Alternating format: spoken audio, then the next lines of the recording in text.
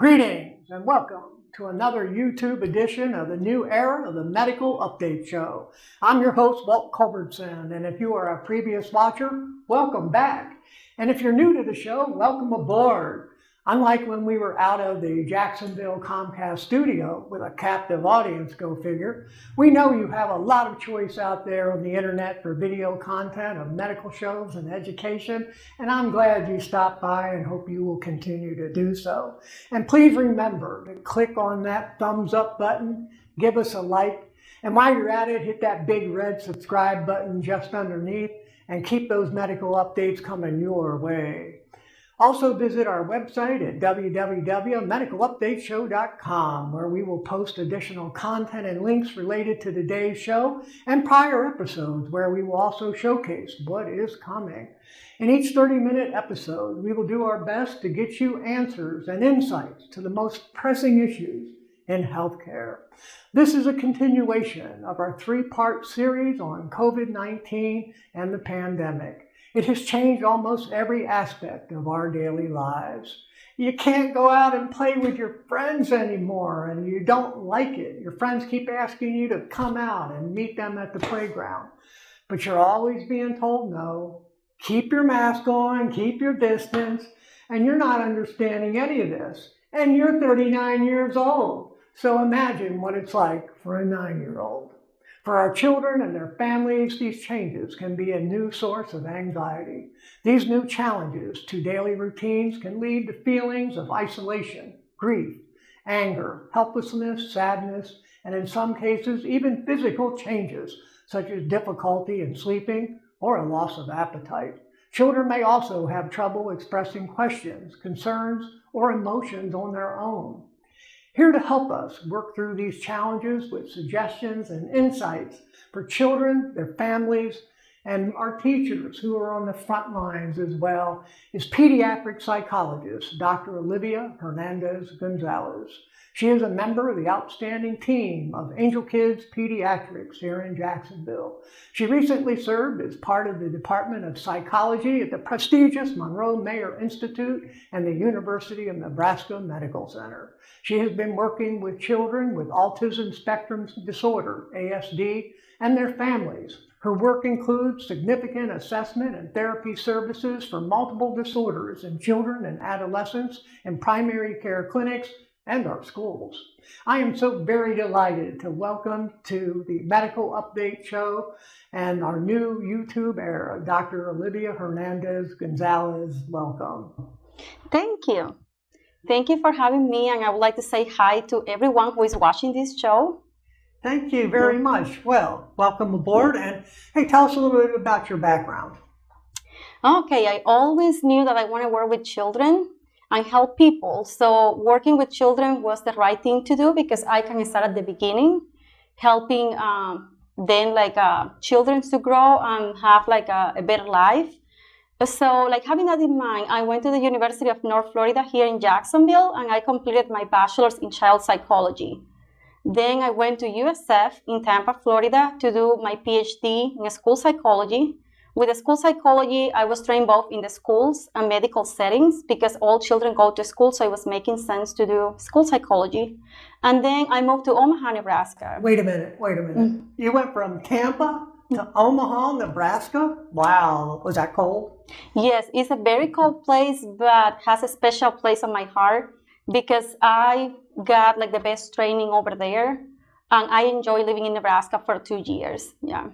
Well, you certainly are in the hot seat, as it were, because children are being so dramatically impacted by COVID. Can you kind of describe overall just what you're seeing and what you're hearing from children you're talking to? Okay, I have seen an impact for sure. If we think about preschoolers, we see a lot of irritability, crying, tantrums, meltdowns, non-compliance. And then school-age children, many of them, they are doing online schooling. So we are going to see more inattention, trouble focusing, maybe problems with the school, because now it's online. It was easier when they were in the classroom with the teachers and their friends with them. So now online schooling is going to be a challenge for everybody, families and kids. Also, we may see anxiety in some children, and it can be related to online schooling, but also not knowing with COVID or being away from friends. When we talk about teenagers, I have seen like more depression in like early adolescents, and that will be like 12, 13 to 15, 16. It can be due to the social isolation. Like we know that for teenagers, like, friends are very important. Social connections are key. This is like based on my experience. Maybe everybody's different, but what I have seen like in the different age group is kind of that. Is there one age group in particular that seems to be struggling more than others? I will say like everybody's different. There are kids who are maybe doing better because they are not in school. So I used to work with a lot of kids with oppositional behaviors at school. Now that they are not in school, some of them, that went away because they are not in school and they were fine at home. Somehow, some of the families, they know how to manage the kids at home, is less distractions, and they are doing well. But I have seen like in teenagers, like more depression recently. More like adult kind of depression, I guess, if there is such a thing as adult depression. We see in children and adolescents more like irritability when we think about depression. And it can be, okay, they're always mad. Everything seems to bother them. So sometimes we see more of that. Maybe like some suicidal ideation or like self-injury behaviors like cutting themselves. And sometimes we don't know that because it's on their arms, but they are covering that with a hoodie or something like. Yeah, but I have seen like some depression like increase on teenagers. But that has to be hard for a parent to kind of figure out because teenagers are normally moody anyway. Mm-hmm. They tend to have anger issues at times, depending on the thing. So how does a parent kind of assess the situation and know what they're looking at? I think like they know their child their best. So when it's like more than before, they are like more moody than before, they are complaining more. And what I've seen sometimes that is actually the teenager who tells their parents, I want to see a psychologist because I'm not doing well. And when they say that, I take that very seriously because when they're expressing that I need to talk to somebody, I'm not doing well, that's important. Who do you focus on, the parents or the child or both? I always start with both. The approach that I like to take is always start with the family because those interactions and how to manage behaviors. So my first sessions tend to focus on the family, and then I do like more like individual therapy with adolescents. But I would assume that teenagers and adolescents have more reasoning skills. So let's go back on the other end of the spectrum, smaller children and others who truly may not understand what's going on, and they're seeing in their family environment this huge disruption, this huge change. And children tend to take cues from their family and what's going on. So what can families do to better not only see that, especially in a younger child, but themselves kind of, react maybe a little differently or not saying shield information from the child, but perhaps better present it in a way that someone, let's say 8 to 13 years old can understand? I will say the first thing is increased communication, and that applies to many problems. Communication is key. What that means is listening to your child, answer their questions, and also work on their feelings. So validate their feelings and emotions and how they are doing. So that's very important to listen and increase that communication. Also, I will say that self-care is very important. And that means taking care of yourself. And I always think about the oxygen mask analogy. So what that means when we fly, sometimes we hear the flight attendant says like in case of emergency, make sure to put your oxygen mask first before assisting others. That applies to families. We need to be well to take care of our children. So if we practice self-care and we can do it as a family, everybody's going to do better. So communication, the self-care. Also, I will say like social interactions. Increase like social interactions while keeping social distance. What I mean by that, we have to be creative. So it can be using like platforms like Zoom for video conference. So we can meet with family and friends. We can watch movies together. So we are not maybe physically together, but we can be connecting online. Also, like going outside, maybe a walk to the park, like eating outside at the park. Just like to be creative that we can keep like social interactions, because that's key for everybody. Also like have like flexible routines for children's like life routines. So that will be another important thing to do during this pandemic. Well, children are do very well with a set schedule and a routine. And obviously what's happening now, we're totally out of our routine. So how do parents help with establishing some kind of routine that maybe is not normal, but it's kind of like a new normal, if that makes sense? Yeah, what I say with routines, write down things that they need to do on a piece of paper, or I like using note cards and writing down, okay, this is what we need to do every day. And then like we can organize them in a way that makes sense with that routine. What I like to do is what is called first, then, or grandma's rule. That is, we do first what we don't like, or is like eat your food first before you go and play. So for kids, it will be, okay, you have to do your homework and then you play. So we are going to put first things that they don't like doing, followed by something that they really like or enjoy. Also, like add breaks throughout the day. Breaks are important. With online classes, I will say every hour, like take like 5 to 10 minutes break, and that's important. And then like now things are changing like every day. So we have to be flexible. A way to be flexible, since we use note cards, we can always like switch it around, but make sure to tell your child in the morning that we are changing our routine for today. And maybe explain why? Yeah, I explain why.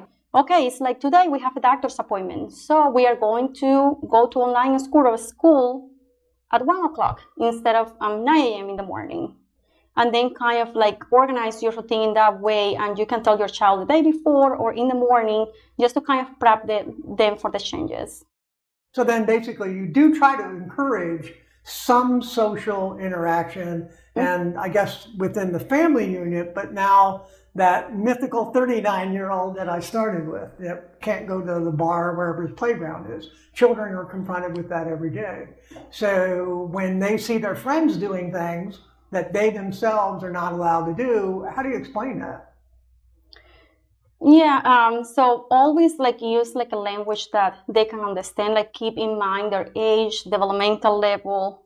So we are going to talk differently to somebody who is 5 or somebody who is a teenager. So I will say always explains why in a form that they can understand, and then like knowing like, okay, you're a kid and you are doing things that are for kids, and kind of explaining too about COVID and the things that are happening, again, like in a way that they can understand. Now, some kids are very much attuned with social meetings and gatherings, and that can, and obviously is being very disrupted. Some children do very well alone and in isolation. Some crave that socialness and that being around other kids. So how do you deal with the very social person that all of a sudden is not at the head of the class or gathered around all their friends at the lunch table maybe every day? That was a challenge, especially for teenagers who they really like that social interaction and being with friends most of the time. So you have to be creative and have communication with your child or teenager and kind of compromises. Okay, you cannot meet maybe in person with your friends, but what about an online meeting and all of you get together and you can play something, watch a movie or phone call or allow time for social media. So just kind of like a compromise and find like something that works for both of you, because some kids, they really need that social interaction. Right. So then maybe this is a good time to hand your child the phone or the communications device that's going to allow them to reach out and communicate with their friends. Yes, and I will say with a balance. Everything has to be with a balance. And I like to be kind of at the middle point, so not too much or not too little. So we want to focus on kind of in the middle, because we don't want the child or adolescent to be all of the time on their phones, because that's not good. Also keep in mind that we need to have like that is child friendly. So we have to maybe go to the settings and make sure it's child friendly, or we have some supervision about that. So it's different to just say, hey, just take my phone and do whatever you want, or you can spend all day on the phone. I will say just limit the amount that they are on their phone and make sure it's child friendly so that they cannot get on websites that they shouldn't go. Now, is that something we build into that morning schedule where we say, here's the schedule for the day, and if you meet these things after dinner, maybe you get a half hour, an hour on the chat with your friends? Yes, and that's a great idea. That's something that I recommend for the ones who love like being with their tablets, phones. I would say always put something that they don't like so much, and then after that is going to be followed by time on the phone or TV, like electronics. Kids nowadays, they love electronics, so we can use that to our advantage and have control. And it can be okay, you have like half hour, 1 hour of electronics if you do this first. So basically, allow them to do it with balance. There's something funny about that word balance, but I got you. And also schedule it. Kind of give them their routine, build it into a routine to allow them to do that. Well, let's talk a little bit about a challenge that not only parents are having, but of course their children, and that is learning from home. Their whole environment has changed. Now they're stuck in front of a computer, many children, and they basically are trying to learn that way. And then you have parents who may be well equipped or not equipped to be able to help in that process. So how can parents assess how their children are doing? And as importantly, since you have had so much experience with schools, what do teachers look for on the other end? Yeah, I will say again, like families, they know their children the best. So when we see like changes, they are acting out more. I have seen now with COVID, like everybody's stressed. Because like some of the families, they are working from home and now they have to deal with their work, but also online schoolings. We were not trained to be teachers, or sometimes we don't know about technology, so we don't know how to help our children to get their work done using a computer or scan documents. So that can be a challenge. So I will say ask for help. I recommend families to ask for help. If they don't know how to do something, ask the school how I can do this. When we put like kind of a schedule in place, it can be helpful to kind of help the child also knowing what they should be doing at that time. For teachers, I will say that like help the families in the process if they need to, but also remember that teachers are at the front line and they also need to do self-care. Because teachers, they have to act very quickly during the COVID pandemic. I remember being in Omaha public schools, and it was like probably overnight that we will have to close the schools and gather everything, and then like teachers have to very quickly get ready for online schooling, have children like engaged on a computer. Also teachers have to learn themselves how to use the programs, the platforms that we have now, and so that was very challenging. So I will say teachers like also remember to take care of themselves, because it's hard, because everybody is adjusting. Well, it seems like it causes a lot of stress, right? It causes stress on the child having to learn a whole new way, and it causes stress on a parent. So how do they figure out a balance between them? And the other thing is, how do parents talk to children about that, especially with a struggling child, that you can see they're struggling, maybe the teacher might even see they're struggling. How can we help them? Again, it's like communication. Also, it's important that when we talk to our children to be kind of calm and collected, even though if we feel the stress, to practice some mindfulness, relaxation, exercise. There are some apps out there that we can use, like Calm, Mindshift, Headspace, or other ones as well, because if we are stressed, we are passing that out to our children, and then everybody's yelling and screaming, and then things they don't get done. Also, sometimes we have to lower expectations, because now I feel like at home, like with online schooling or online work, there are more steps to do. Because before they were in the classroom, they were just doing their assignments and they were turning that in. But now with online schooling, sometimes they need a printer, they need to print that, they need to scan it, they need to know how to send it back to the teacher. And then we have a lot of expectations on children. So be patient with them, know that everybody's learning, and have that communication and explain why we are doing all these things now. And so talking about communication, how honest do you be? I know you always want to, but these are pretty scary times. We certainly don't want to scare our children. And I have to assume it's proportional with age, the amount and the kind of information we share. Yeah, we want to to be honest, but not share too much, because we don't want children to be scared because they cannot control what is going on right now.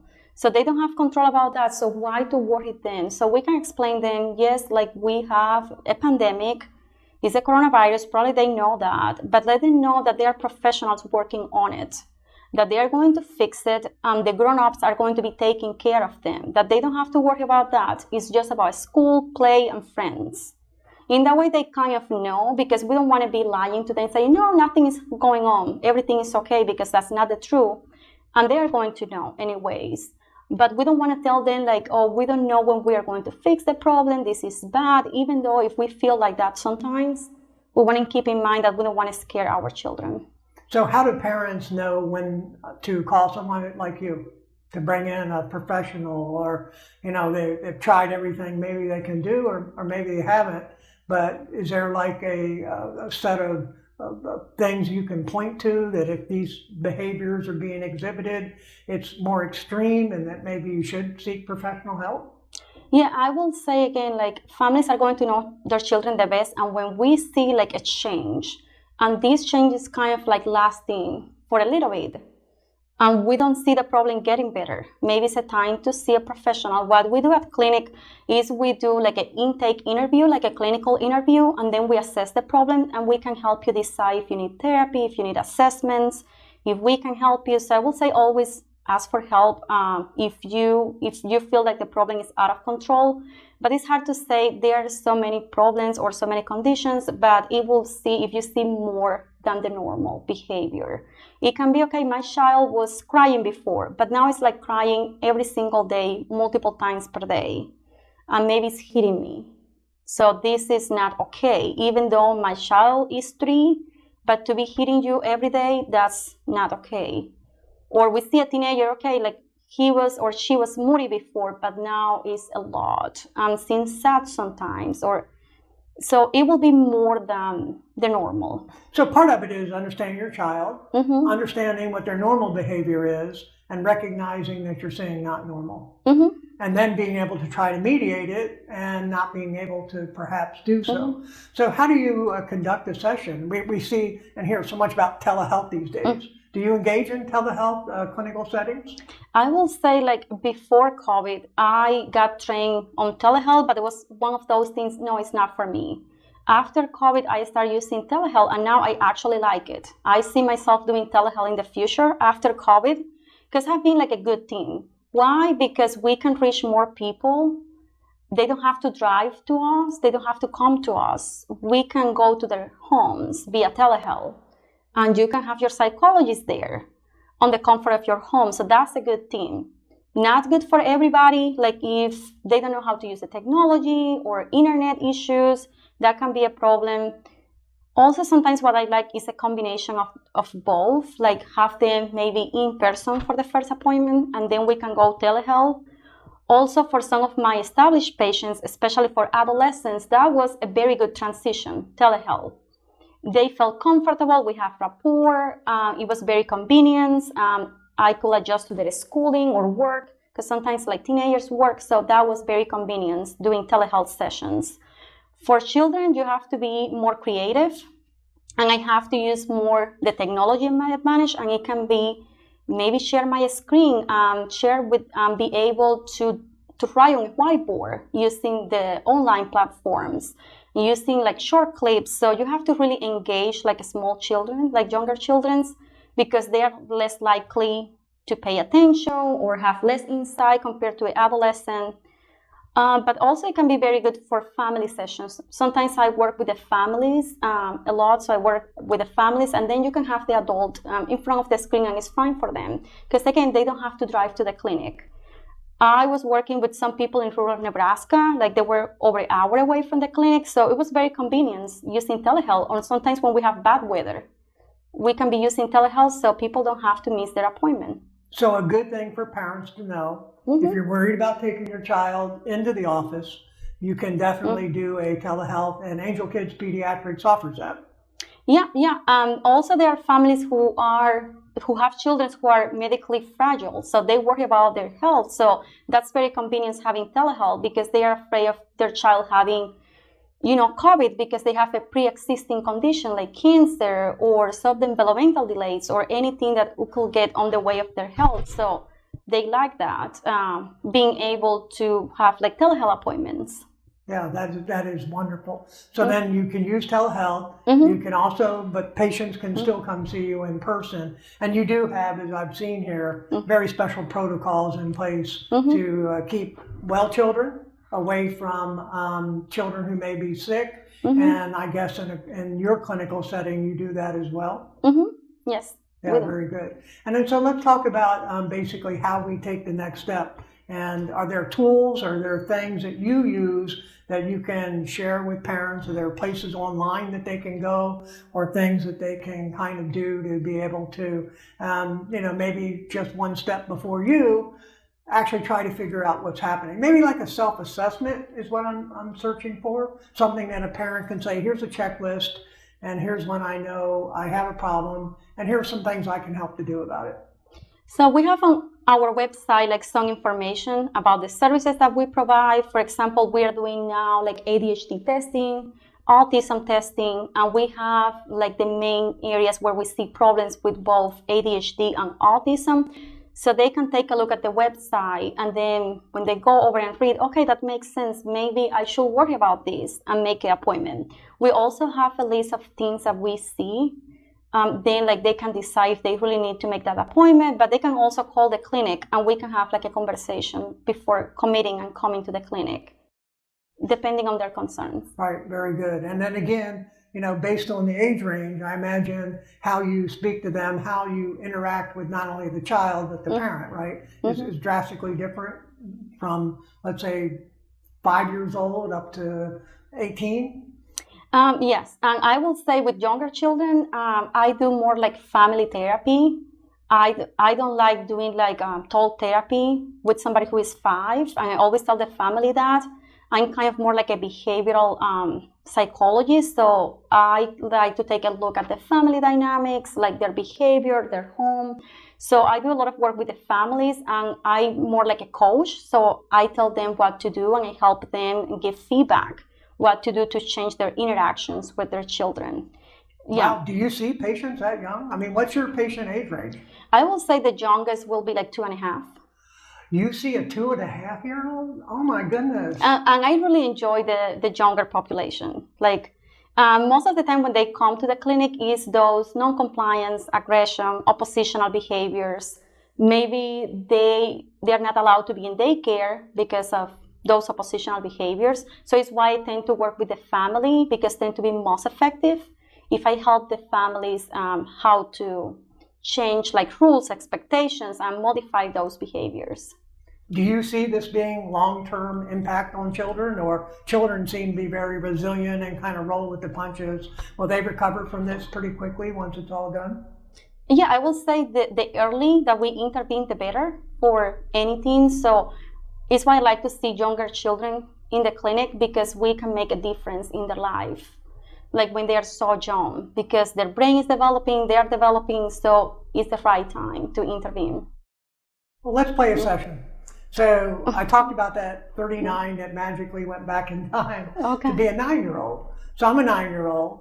My grandma didn't come for Thanksgiving like normal. Okay. I might have even heard that we lost a distant relative recently. Nothing in my world seems normal. I'm anxious. I really don't like that whole online learning thing.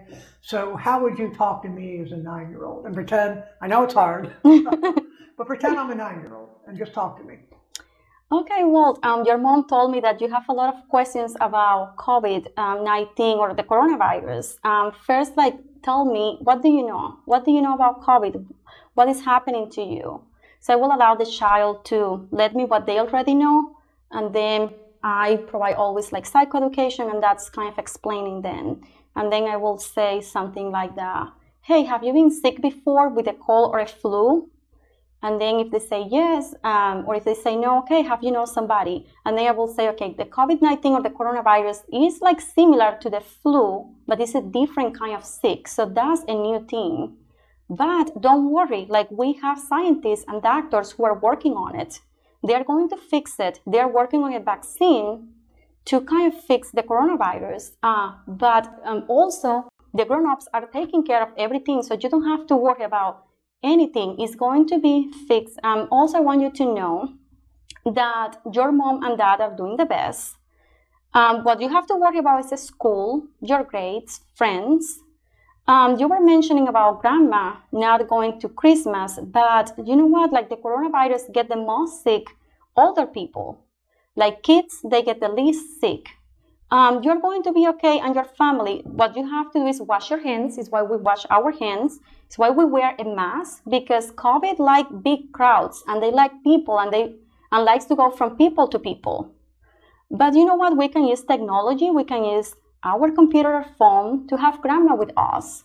So she's not going to be in person, but she can be with us through our computer or phone. So it's going to be okay. Just think about it, what you can do to help grandma feel better. Maybe you can draw a picture for grandma. You can share with her about online schooling, because maybe grandma doesn't know about online schooling, but we can make it fun. And this is something different, but things are going to be okay. And the most important thing, your family is with you, and that's the same. Wow, very beautiful. I feel like an educated 9-year-old. The opportunity is communication.